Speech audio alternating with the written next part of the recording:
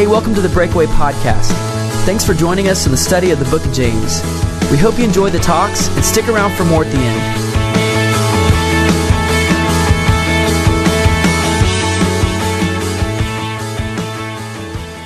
Well, we're in James chapter 1, and the first 12 verses are all about suffering.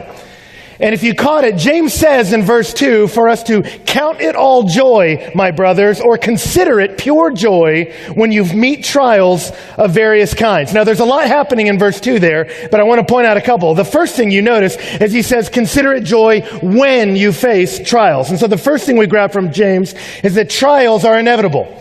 James wants us to know that suffering is a part of this world, and Christians should know that they're not exempt from it. Jesus tells his disciples that in this world you will have trouble. Paul told them through much tribulation you will enter the kingdom. So this world is filled with pain, and believers should expect to experience it. And if you don't believe that, then you haven't read your Bible, because it's there.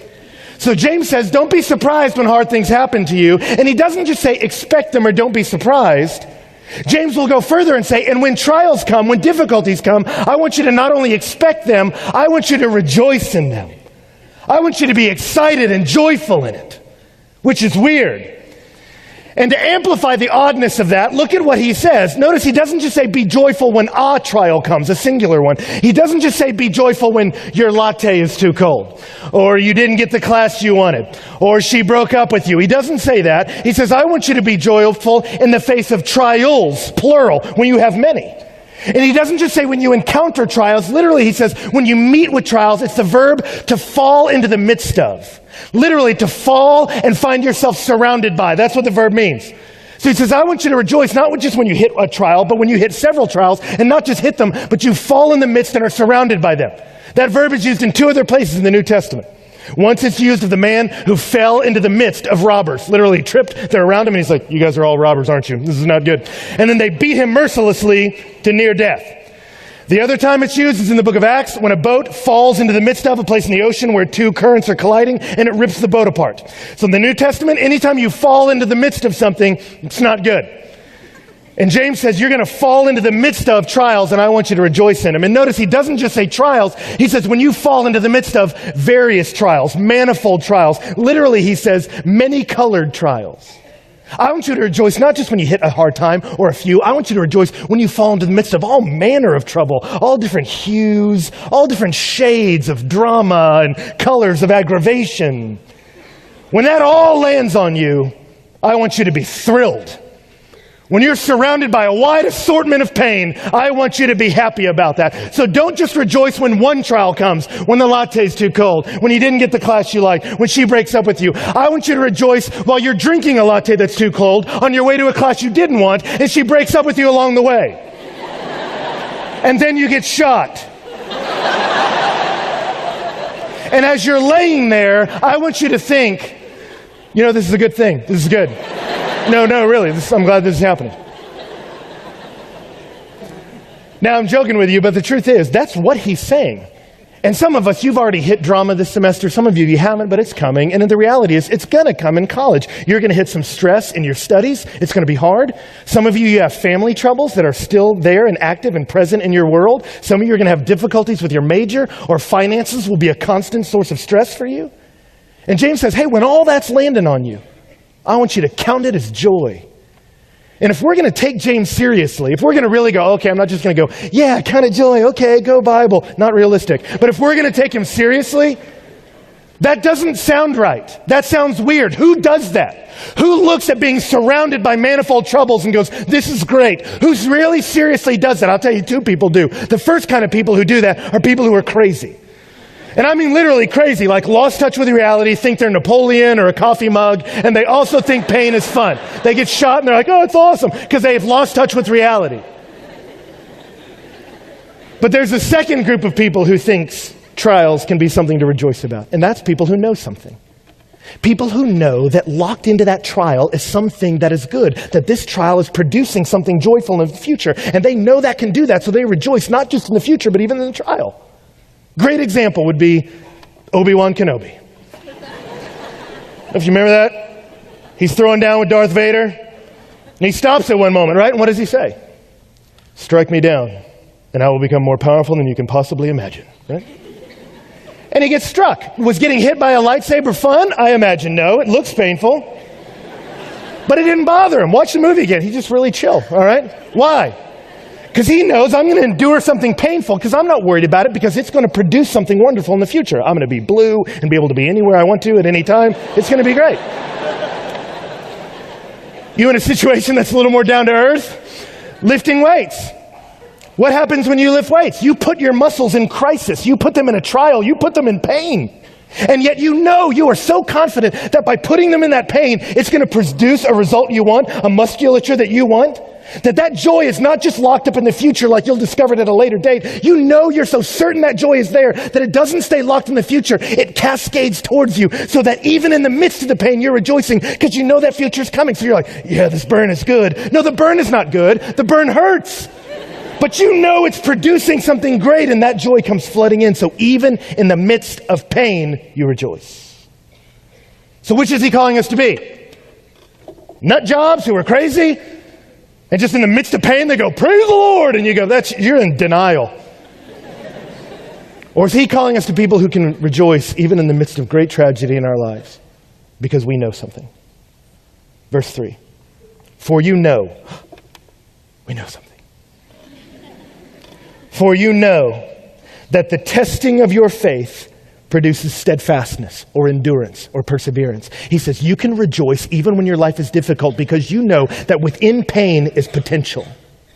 There is a potential for good locked in every painful situation.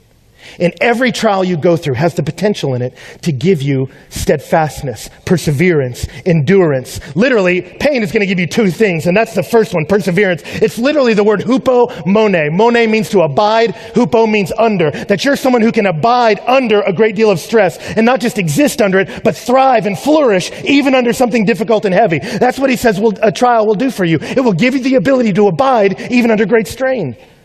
I read a book this summer called Crazy for the Storm. And it was about a student who was, he was 11 years old, this kid. And he was in a plane crash. The plane went slamming into the side of a mountain that was in the middle of a blizzard.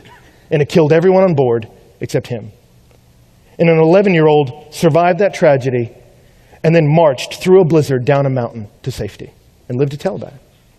And the book's all about how he pulled it off. And as he's telling the book, he's telling you how he got down the mountain, and then he's flashing back to what gave him the resources to endure that horrible situation. And as he recounts his life at age 7, 8, 9, and 10, he's talking about his father and how his father consistently put him in very stressful situations. His dad was an adventurer. He'd put this kid at the top of a mountain, not just at the blue or the black slope where there's no slope, and just go, ski down, boy. And this little 7-year-old would freak out and then have to learn how to do it. And he taught his kid how to ski in tough spots, and he taught his kid how to surf in tough areas, and he put his kid in stressful situations and made him endure. And so as he went through these crises, they made him stronger. So when he hit this great crisis, he had the resources to endure, to exist, to survive, to make it down alive, and then write a book that they're featuring at Starbucks. So he's doing okay. But we all know this. We know that pain works this way. We know it with lifting weights, right? I go through this strain. Why? Because I know it will produce perseverance, steadfastness, the ability to endure more strain. Education does this. I mean, you know that. You know that you're going to forget the majority of the content that you're downloading in your classes, right? I got news for you. Your teachers know that too, right? They know that you're just going to shove it all in and then take the test and then forget it, all right? They know you're going to forget most of the content, and they're okay with that. Because they know that much of education is just a test of endurance.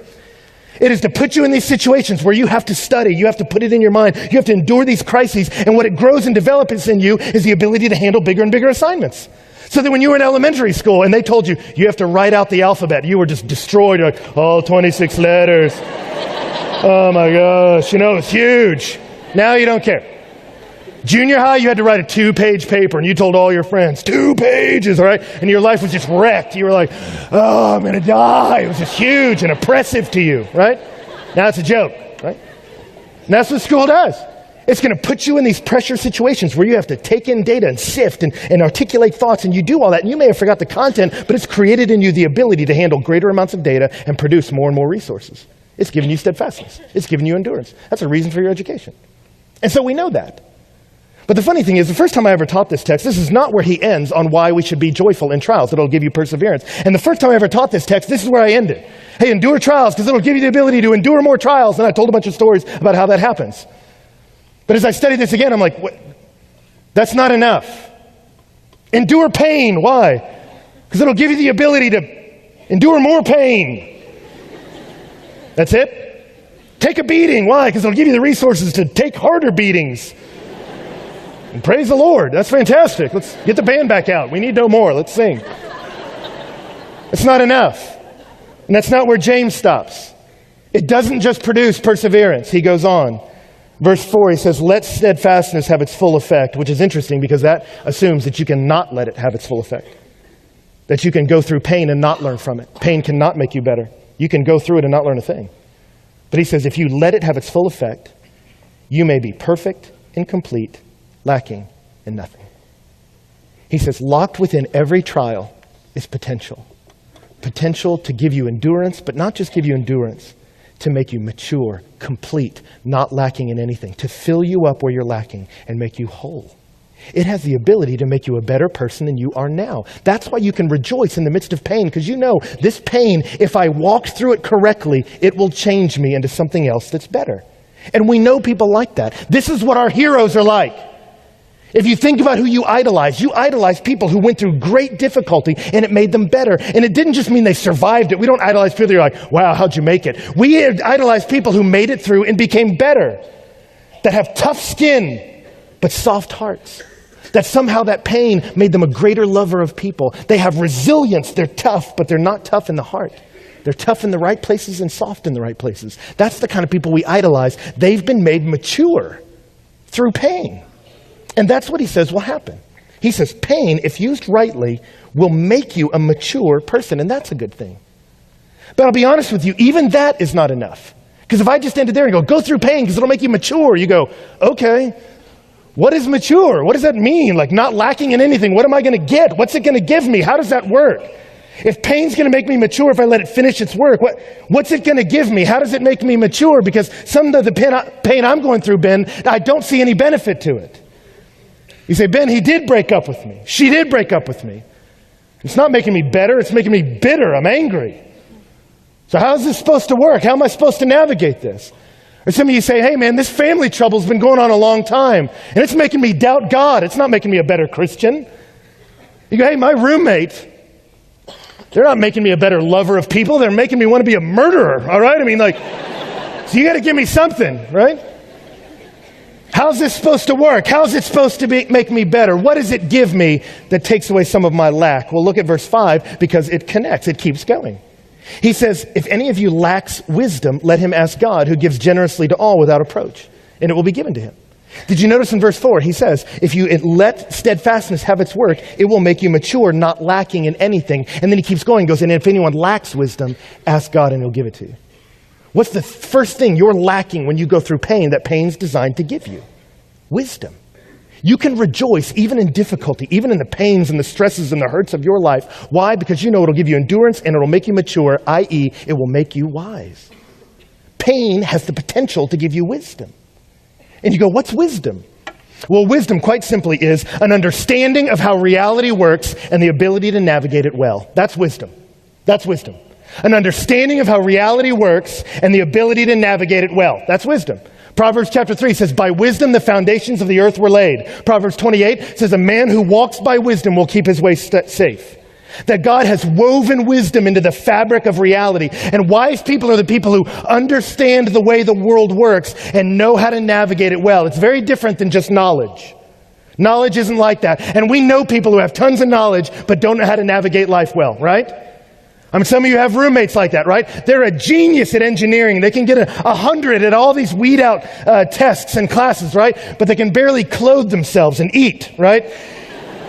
And anytime they walk away from the cubicle, you just worry about it. You're like, you're very unsafe, all right? Like, and you get this world, but the rest of the world is really scary when I think about you out there, right? Like, they don't know how to write checks. They don't know how to, use basic appliances. It's very unsafe for them to be anywhere.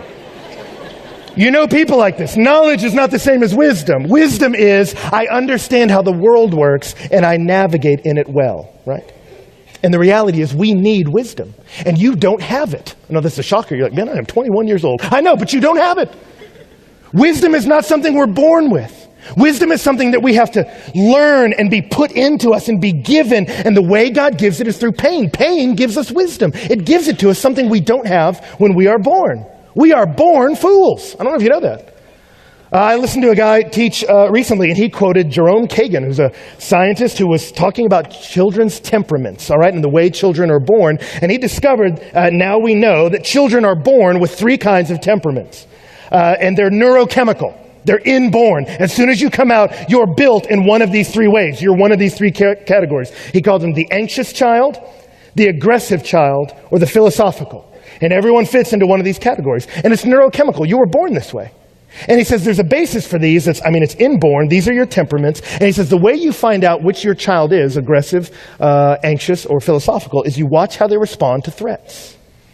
He says the anxious child runs away from threats. The aggressive child runs towards threats. All right? Let me get it before it gets me. The philosophical child says, that's not a threat. And they just don't worry about it. They're like, it'll blow over. It's no big deal. Right? I mean, they just don't worry about stuff. Right? And when asked the question, which is best? Which one's the most ideal? The answer is none of them. None of them are. It depends on the situation.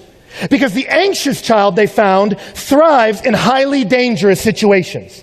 If you're an anxious person, you thrive best in highly dangerous situations because your response is the right response, because all your antennae are out. You're the most keenly aware. And when you're in the face of certain death, you will do the right thing. Flee, right? And so they found that anxious people thrive the best in that because their approach is most appropriate for the situation. Moderately dangerous situations, the aggressive person does better. Because some situations that are threatening, the best way to handle it is just take the bull by the horns, right? Don't run from the wave, dive into it to get through it. Sometimes you got to be aggressive, right? But you put an aggressive person in a highly dangerous situation, they'll have more fun, but they won't live long. And the philosophical child flourishes most in very safe situations, right? Because they don't think anything's a threat. They're like, it's no big deal, all right? So if you put them in a safe situation, they're going to be fine. You put them in any danger, they're out of luck, right? And so if you put the philosophical child or the aggressive child in a highly dangerous situation, they will not flourish. They'll mess it up. You put the anxious child in a safe place, he'll manage to screw that one up, right? All right? Because he doesn't know how to respond appropriately. And what they found is this. No temperament is wise, because wisdom is finding the right response, the appropriate response to a given situation. And nobody is wise. 2 out of 3 situations, you're going to respond wrongly because you always have a default. It's always run or always attack, and it's not always the best thing to do. And so you're not born wise. You're just born habitually doing one thing, is what he found. And so the natural question for a parent was, then how do I balance my kid out? Which incidentally was fascinating. He was a humanist when he started doing this study. He believed all children were just naturally pristine, pure, and their parents' neuroses are what messed them up. And he realized that's not the case. We're all born foolish. We're all born with one response mechanism, and it's not right in most of the time. And so what a parent has to do is a parent has to take a child out of their game plan.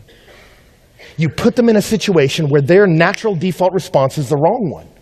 And then you teach them the right response. You give them another response. They have to learn wisdom. The right approaches to the right moments. I knew this growing up. My brother was the aggressive type. He made a great tailback, all right? You give him the ball, he's going to run, right? I was a little more cautious, like, hey, all right? I was just kind of more the anxious side, all right? And I needed someone like my brother in those moderately dangerous situations to tell me, I'm going to teach you how to fight, and just start hitting me until I was like, I just kind of had to learn to attack sometimes, all right? Or he dove off a cliff, and I was like, you're going to kill yourself. And he said, you dive too. And I'm like, I hate you, okay, all right? And he gave me a whole different set of responses, right? Made me a more well-rounded human being, right? For better or for worse in some instances. But the truth is, we're not born wise. We're not born with all the right responses. We have to learn them. And the way a good parent teaches their child is a good parent puts a kid in painful situations, in tough situations, and makes them do it, makes them respond, makes them learn. That's a good dad. And that's what God's like. He's a good dad. And he's going to put you in painful situations because you're not mature, you're not wise. And so he puts you in a situation where you feel overwhelmed and suddenly you have to learn a whole different way to respond, the appropriate way to act, right? And so pain forces us to seek wisdom. And that's why we can rejoice in the midst of pain, because we can know this pain, if I use it correctly, will make me wise, will make me someone who lives rightly, who navigates in this world well. That's why we can rejoice. And so you ask the question, well, Ben, what exactly does wisdom give us? What's it going to give? There's three things, and then we're done in here tonight. Three things that pain will give us, kinds of wisdom that will be sunk into your life if you navigate pain well. Three things, and we're done, and here they are. The first thing is, in the midst of pain, wisdom will keep you from putting your hope in things that fade. The wisdom we can get from pain is the wisdom to stop putting our hope in things that fade, that we are not meant for this world alone. That's what you get in verses 10 and 11, where he tells the rich man to exalt in his humiliation because like a flower of the grass, he will pass away.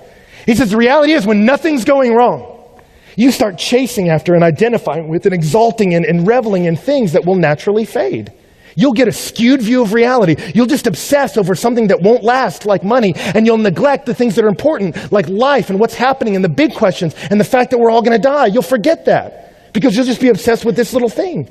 But the truth is, you can't be locked up here if you're going to be wise. You need to see how reality works. And the reality is, still to this day, the death toll in our planet is still one death per person. Death's coming. There's pain in the world and it's real. But if you're not experiencing any pain, you can just get locked up in obsessing about one thing, identifying with it, letting it own you, building your whole life around something that will fade, and that's a mistake. And so the pain that God will bring, a wisdom it can give, is to make us turn loose from setting all our hopes in something that fades. So we had a breakaway volunteer, graduate, 2 years out of school, got cancer. Beautiful girl, lost all her hair. Now let me ask you something, ladies. If you woke up tomorrow and all your hair was gone, would you be discouraged or would you be devastated? If you're devastated, that pain has just taught you something. That you have put way too much weight into something that will fade. All beauty fades. Whether you get an illness like this or not, it fades. And the wisdom that you can gain from that trial is realizing I have put too much identity, too much worth in something that will fade. Sylvester Stallone, when his career was stalling out, he decided to take a dramatic role in a movie called Copland, all right? And they told him to take the role, you got to pack on 40 pounds of pure fat. So he ate nothing but wedding cakes, all right? Seriously. And he found out that he had put way too much of his sense of self-worth in his muscles. And so he said as he walked around, he felt the need to apologize to people for how he looked. He was disgusted with himself. And he realized, I put way too much significance in my musculature. And so when I lost it, I wasn't just discouraged, I was devastated. But that pain and discomfort taught him something. You're putting way too much hope in something that fades. And we all know this. We all know that's a mistake, right? Some of us, we learned that as soon as we got here from high school, right? Because you put so much weight on things in high school. You put so much weight upon building your empire of status or attention or success. And you stood upon the mountain in your letter jacket and went, I've arrived. Ah, ha, ha, ha, ha. And then you got here. We don't care, right? And some of you, that was great because high school didn't go real well. And you're like, do over, all right? And you're just thrilled about being here. Some of you, hey, let's be honest. You hit a big dip of depression because this is devastating. Because you built an empire of attention and worth and significance, and it's gone. You put way too much significance in something that will fade, and you'll do it again if you're not careful. That's what he's warning the rich person. Don't get too pumped up about your wealth. Don't chase it like money means something because it's like a flower. It's going to fade, and so will you. And if you obsess about those things and chase it and grab it and make it define your self-worth, that's a mistake because it fades. Don't do that. And so God, like a good dad, will slap our hands when we become obsessed with something that's bad for us. He's a good dad and says, don't do that. And so pain is something we can rejoice in because it saves us from making the foolish mistake of putting way too much hope in something that will fade. That's the first thing wisdom will give you. Second thing wisdom will give you is wisdom teaches us that pain is real, but it's temporary. When we're experiencing pain, the wisdom it gives us is that this pain is very real, but it's also temporary. And so pain, we can rejoice in it because we know it's not forever. It won't last. That's what verse 9 is about when he says, let the lowly brother rejoice in his exaltation. He says, if your life's tough, don't worry about it because toughness doesn't last forever. There's something beyond these painful days, something glorious in the future. That's what verse 12 is about. He says, blessed is the man who remains steadfast in trial, for when he stood the test, he will receive the crown of life. that there is life beyond pain. He says, if you're enduring pain, don't worry about it. But the wisdom you can get in this pain is the wisdom of knowing there's a glorious future. This pain you're in is temporary. And you go, Ben, that doesn't make any sense. You're telling me that pain right now teaches me that pain is not forever? I don't understand that. I don't get how that works.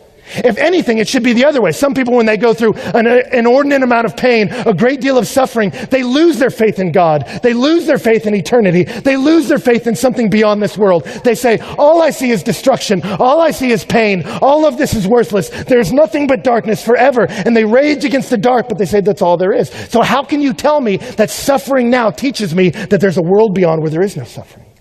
That this pain is temporary, but there's something glorious beyond it. How can you tell me pain teaches me that? Well, let me try to explain this, and let me do it this way. Pascal said it this way. Pascal said, you never see anyone complaining that they lack a second mouth. He said, you never see anyone complain that they only have one mouth. And it's true. I've never seen anyone do that. I've never had someone set up a counseling time with me or come up to me after breakaway and go, can you just pray for me? I only have one mouth, and I'm angry about it, and I'm mad at God, and I don't understand it. I feel cheated. All right, that doesn't happen. None of our care team people have ever experienced someone coming up and saying, can you pray with me? I only got one, and it's killing me inside, all right? That never happens. Why not? Because it's not even an option. It's not even on the table. We've never seen someone with two mouths. We don't expect two mouths. It's not even a reality. Well, why do we rage against suffering? Why do we rage against pain when that's all this world knows? When that's the only common denominator among humanity? That's the only thing every human being has in common. Not everyone gets joy, everyone gets pain. How can we look around at pain and go, this is wrong. Shouldn't be this way. It shouldn't be like this. Why do we do that? Why did my best friend just have a son and say, when I look at my beautiful little boy, suddenly I realize he's going to get old and die, and I hate death. I rage against death. Why does he hate death when death is inevitable for all of us? Why does he rage against pain when pain is the common denominator? Because every time we experience pain, there's a voice in us that cries out, it shouldn't be this way. Because we can conceive of a place where it's not this way. It wasn't always like this, and it won't always be like this. This pain we experience, we can rage against because it shouldn't be this way. It shouldn't be like this. It should be perfect. It should be holy. It should be good. But we wouldn't even conceive of that if that wasn't even a possible reality. And so that's why it's interesting when an atheist says there's nothing but pain, so there is no God. The very reason that you're raging against pain shows you that there's something beyond it. Your very anger is proving to you that this pain is an anomaly and there is a world without pain. And he says you endure because you know as you endure, it will give you a vision of that crown of life.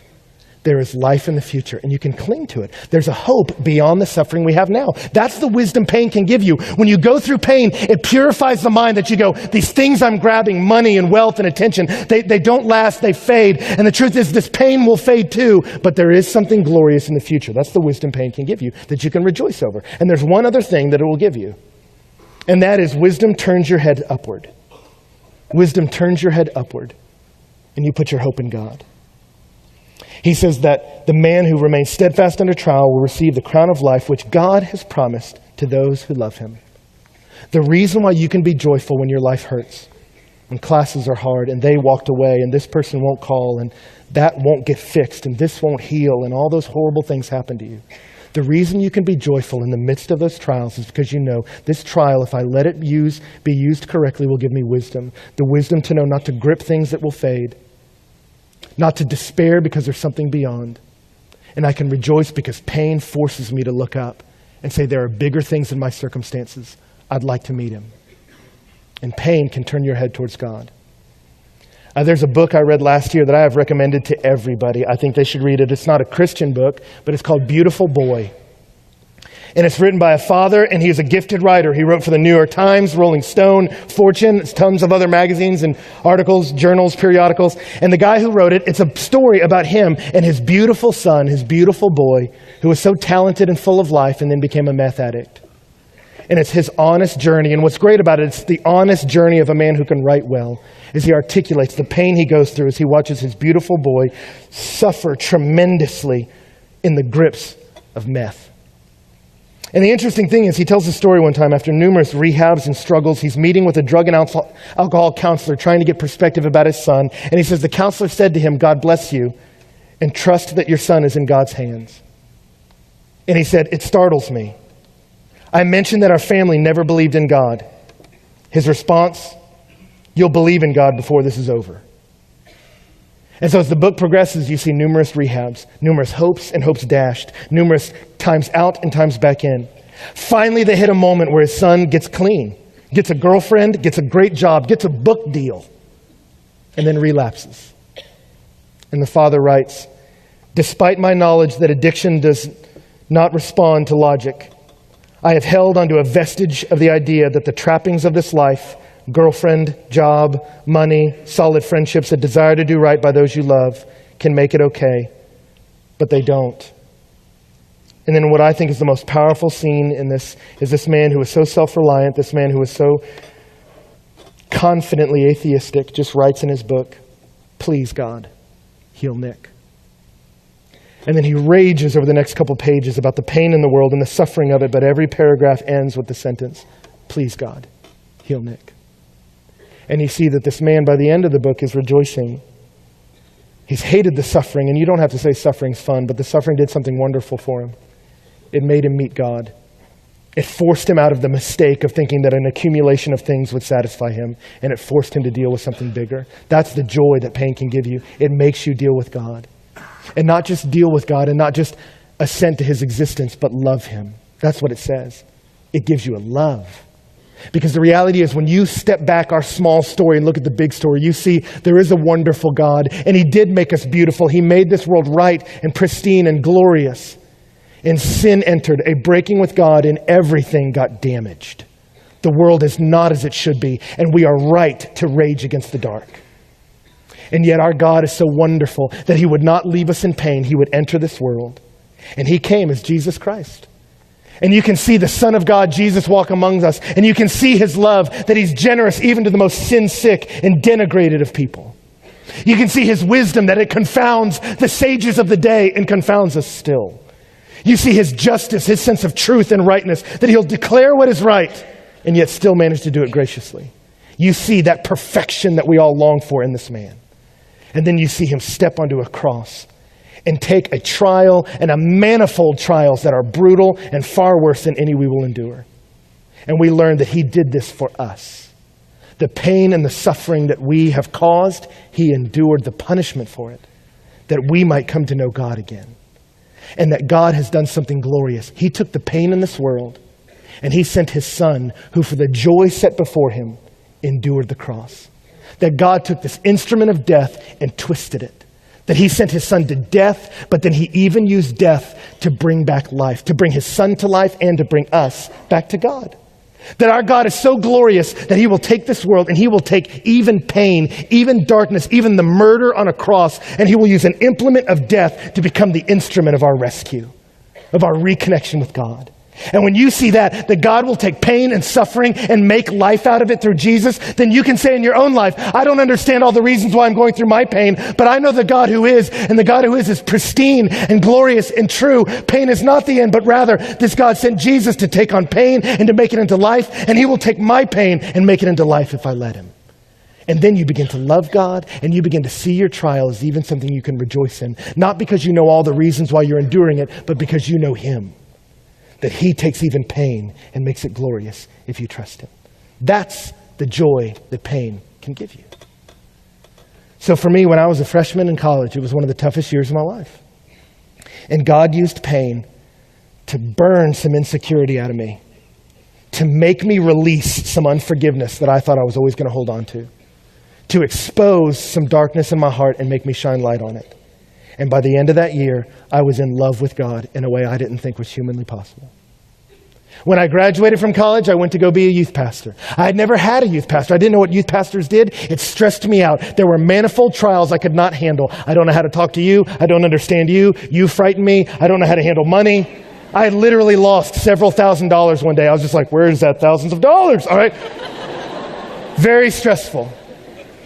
And it drove me to my knees. And it gave me perseverance and strength and endurance, and it gave me the wisdom to not grip on things that don't matter, not see pain as eternal, but to love God even more and trust him. It grew me as a human being.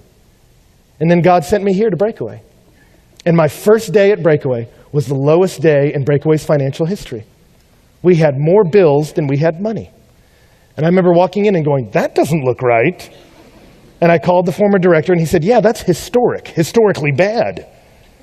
And I remember thinking, well, at least this wasn't 6 months in. If it was 6 months in, I'd have taken it personal. You know, like, well, I'm sorry, guys. All right, but at least I know I'm not the one who wrecked the ship. It was wrecking as I got here. That would have been a good question to ask in the interview, but I didn't, right? But day one, I realized I can't grip onto Breakaway to give me anything. Breakaway probably ain't going to be here. And so I had nothing to hold on to, but God, you do whatever you want. I have no connections, no power, nothing. In the next month was the largest single month of donations in Breakaway's history. And so God took care of us, but he wanted to throw a little drama my way first. Why? So he could provide the money, yeah, but so he could do something to me. He could give me the wisdom to not to hold too tightly to things that don't matter, but to hold on to him and see that he is making me better as I trust him. That's what he does. He makes pain into joy. So we had a volunteer, 2 volunteers, finish up at Breakaway, fall in love, get married, and run off together. And at age 24, Lana found a mole on her left shoulder blade. And she went and had it checked out, and it was skin cancer that went to her lymph nodes, created tumors in her brain, her abdomen, her lungs. And for 2 years, age 24 to age 26, her and her husband endured a lot of pain. While we celebrated Breakaway tonight, they celebrated her life because it ended this week. And she endured tremendous suffering. And then at 26-year-old, she went to be with the Lord. I read her blog today.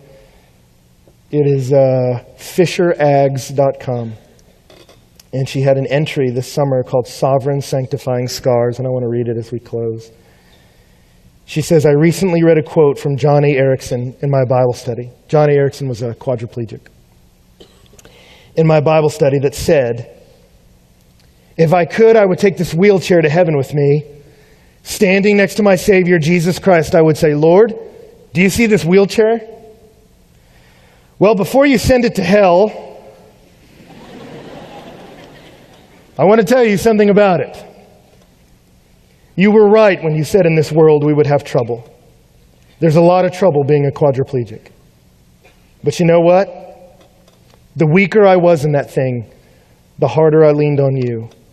And the harder I leaned on you, the stronger I discovered you to be. Thank you for the bruising blessing. It was a severe mercy. Thank you.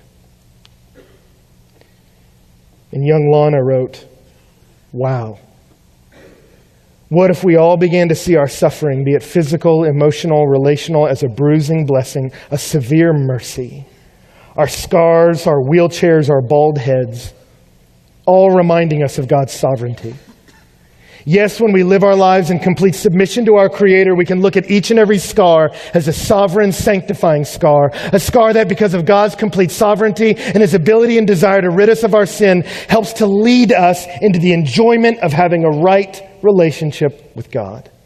Therein lies the true blessing of being bruised.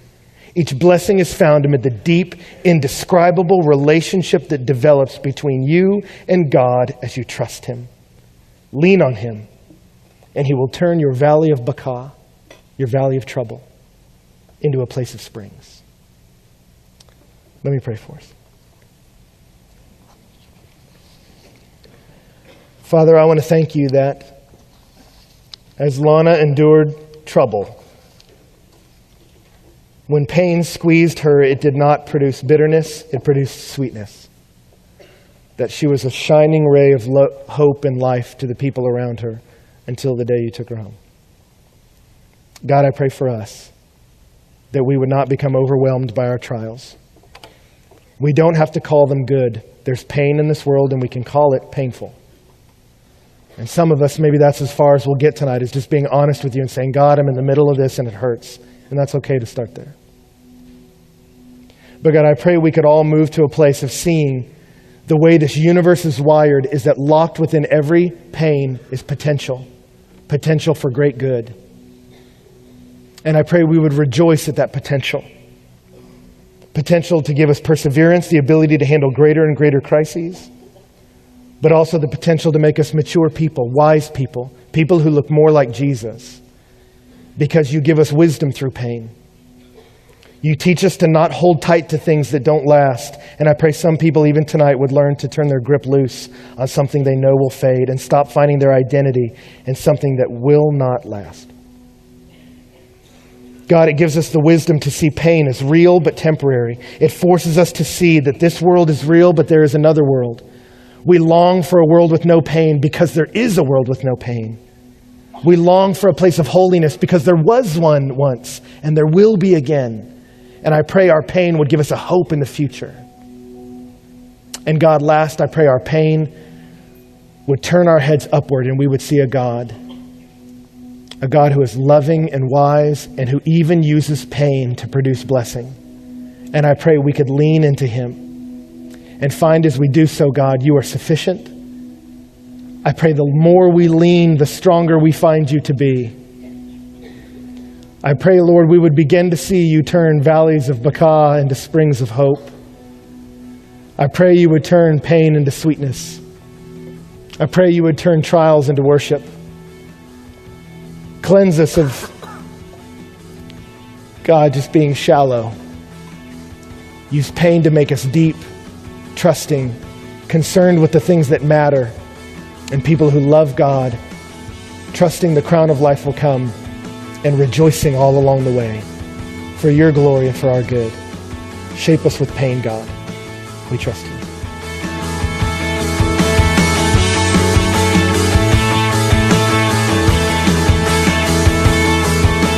Well, thanks for joining us here on the backside of the podcast. We are really, really glad that you have decided to listen in with us on this really neat journey that we take here toward the end of the podcast, and it's something that we are excited about doing because we believe that it gives us a little more window into the mind of Ben Stewart and how he thinks when you prepare for talks. But my name's Jeremy, and I'm the production director here at Breakaway, and we are really, really just full of joy this morning because we had a great night at Rudder.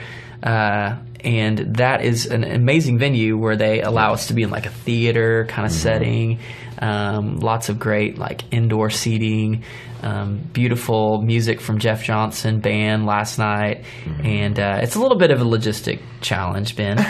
Yeah. We had, 6,500 plus people last week that we were trying to cram into like a 2,500 seat auditorium. Yeah. So that was going to be a challenge. Well, so our teams did an unbelievable job because we ended up setting up 3 venues within one building. We had the big auditorium, 2,500 seats, and then we had a theater with 750, and then they let us set up the exhibit hall as well. And so we had, last year when we had to move to Rudder early, we literally had to turn away thousands of people. It was awful. And so this year, just our teams and Rudder just worked together, and it was just so fun to walk around in the halls and see everyone just thrilled that it wasn't a nightmare, that it actually like worked. And it was just fun to see Rudder experience that and us all kind of celebrate together, and it was just awesome. So yeah, it was a pretty smooth night, and it helped because those of you who did listen to the podcast last week got your free t-shirts last night. That's right. Which is pretty cool. Yeah. I think some people showed up and didn't realize we were giving away free t-shirts. I heard that. They don't really listen to our podcast. No, that's okay. Maybe they will now. I don't know. They should. But for those of you who don't get to be there on Tuesday nights, we're going to be making more videos and putting up pictures so you can see it. But just last night was just wonderful, and especially just letting us take over this building that's right in the center of campus and set up different venues. And where we were situated and the way we had to do it, some of the speakers were even kind of blasting out where people could hear. So we had students come who said, I was walking by and heard the music and just walked in, which is really neat. That doesn't happen, I think, in any other venue. So that was pretty cool, too.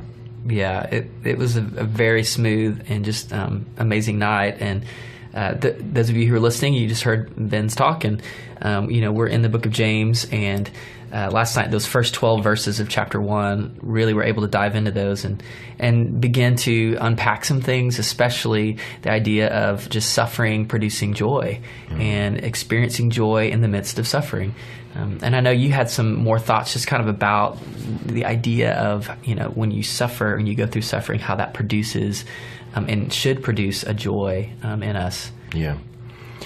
Yeah, I think, it was a challenge. That was so many verses. I mean, I've seen guys split it up into 4 different talks, which actually would have been nice. But I just wanted to keep his argument hanging together, because you see it in verse 2 and verse 12. He really is talking about one. He's talking to a group of people he calls the dispersion. And there's some debate on who exactly that is, but it's probably believers who were scattered because of religious persecution. So they are... and it's probably the persecution we get in the book of Acts, that they had to run from Jerusalem because of religious persecution. So they're running for their lives, they've lost their homes, and they're living in poverty. And he's writing to them and giving them perspective on that moment. And so these are people with real suffering, and he lays out to them, hey, rejoice. This is a good thing. This is a cleansing thing. It'll help you reprioritize in a good way. And if you let it, it'll make you a person who knows God more deeply and finds as you draw into him more, there's love and there's joy that you didn't even know was possible, which is just amazing, because I know people like that. You talk to a lot of people like that, where God will take them through great difficulty and they come out on the other end and they know him better and love him so much more that they're grateful even for the suffering. I heard a little twist on C.S. Lewis's illustration recently, where they were talking about, C.S. Lewis talked about a child playing in a mud pie in the slum thinks that's the best thing in the world because he has no idea what a holiday at the sea looks like. If he doesn't know what a beach is or what an ocean is, he thinks the slums are the best. And if you came to him and said, I want to take you on a journey to a really neat place, well, how long's the trip? Well, it's going to take a couple days. Oh, it just sounds oppressive, and the little kid being in the car all day would just be awful, and it's just suffering and intense, but you're taking them someplace better. And so a good parent will throw the kid in the car, even though he's crying and kicking and doesn't understand, and why are we doing this, and I hate you, and I'm a victim, but then when they arrive at the beach, all the trials suddenly become a sweetness. And so that's what can happen. And I would say maybe the last additional comment on suffering is, that people always ask kind of, well, I want to know why I'm going through this particular experience of suffering in my life. I want to know the reasons. And biblically, we get some reasons for why suffering occurs in different people's lives. Sometimes it's a punishment for sin, but it's always sort of a restorative punishment. It's never just God's like, I'm going to beat you because you did bad. It's always a disciplinary action to bring you back in. Sometimes it's just to demonstrate God's power. It was just, I want people to see the glory of God in a human life, and they'll see it most acutely when you suffer well. There's a lot of reasons, but what God will ultimately do and always do is often not come to you and say, this is exactly why you went through this experience. But what he will do is, I'm not going to give you a reason to cling to, but I'm going to give you me. Do you believe that I rule all things and I love you?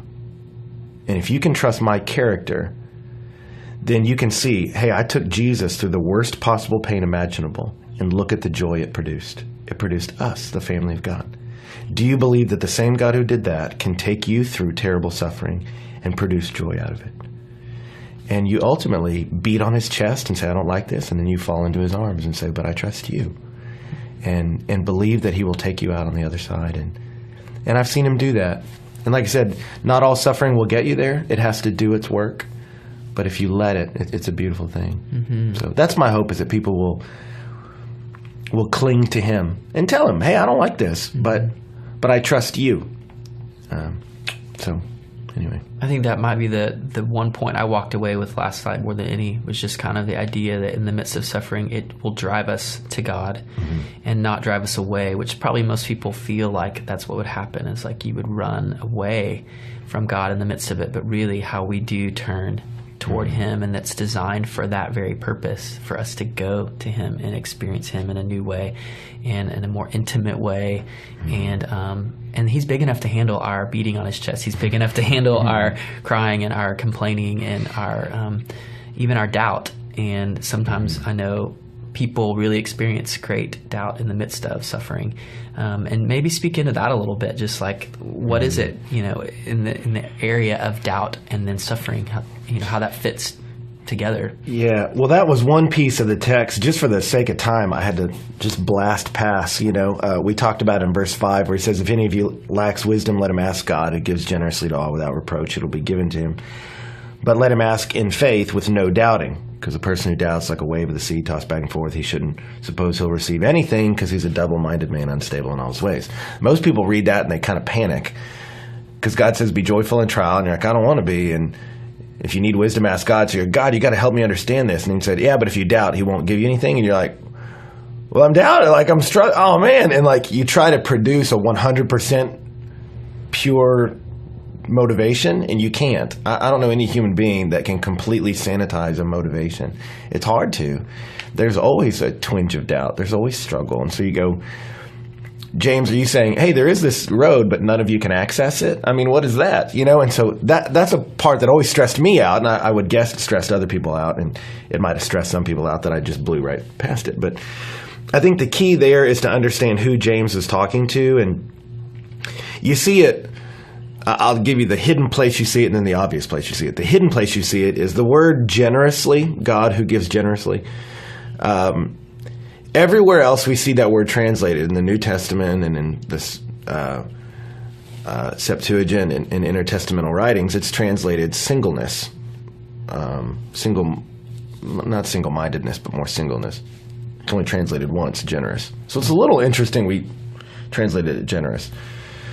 It carries the idea that God gives singly. He has one intent. He's going to help the person who asks.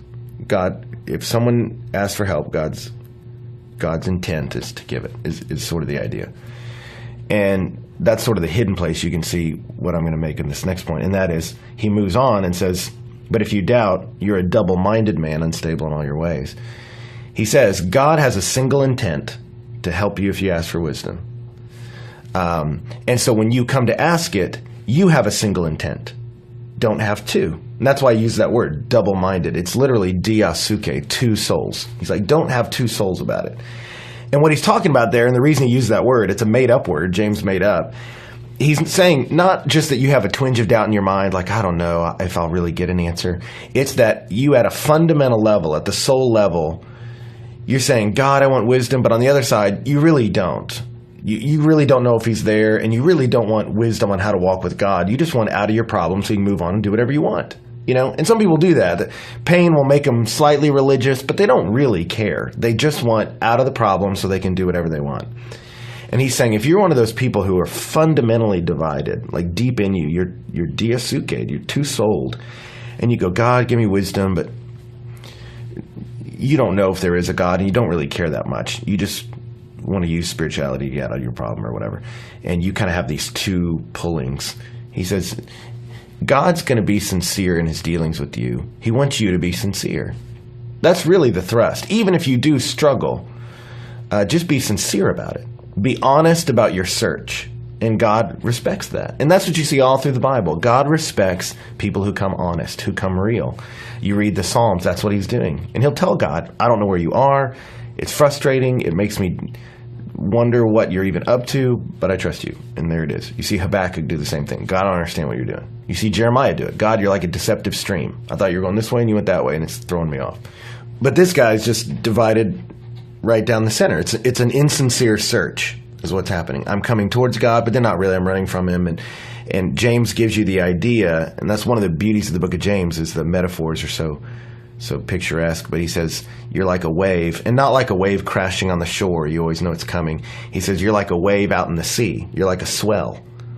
The swells that come up and they move and the wind tosses them around. He says, you're like a swell that has no consistency. You're not moving in one trajectory. You're all over the place, wherever the wind happens to blow you. And so you believe this one day and then that the next, and this one day and that the next. And you can be someone who struggles deeply, but as long as it's a trajectory of seeking God because you want to know God, he's going to reward that.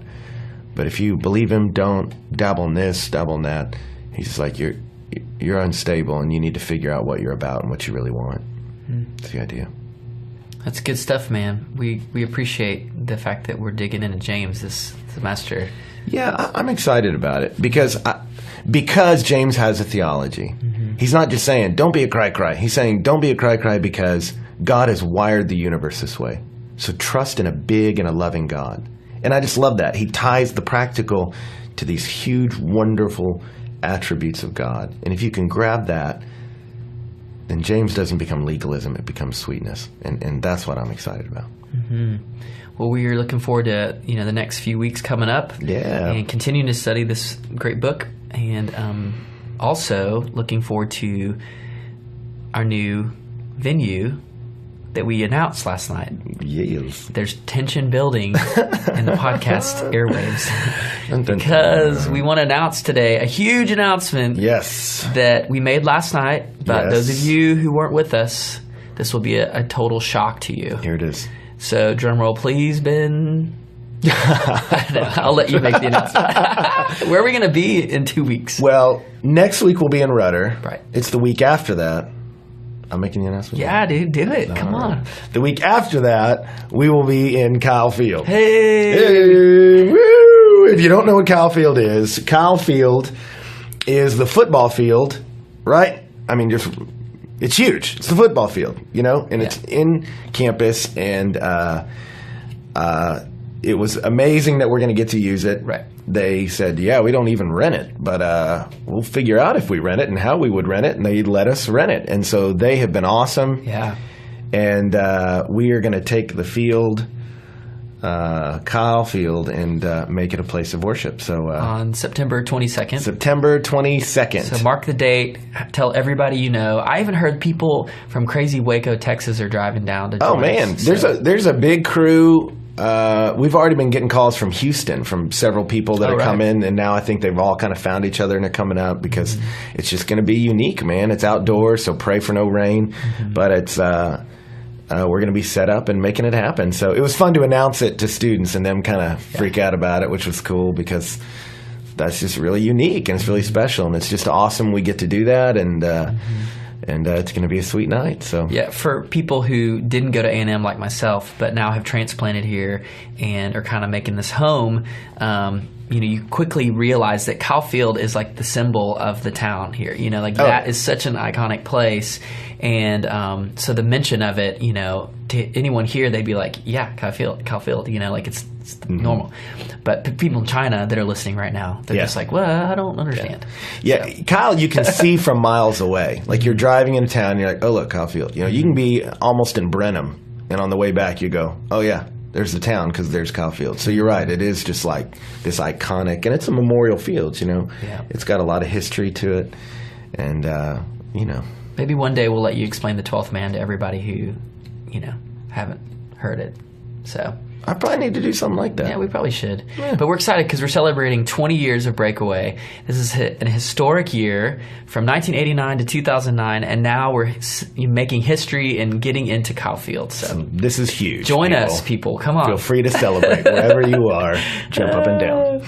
So anyway. But if you're driving, keep your hands on the wheel. There it is. Okay. Well, thank you so much for joining us. This was a great night, a great week here in the Breakaway office, just celebrating the second full week of school in this new semester. So continue to join us each week. We'll be doing these podcasts as long as Ben's talking. So here we go.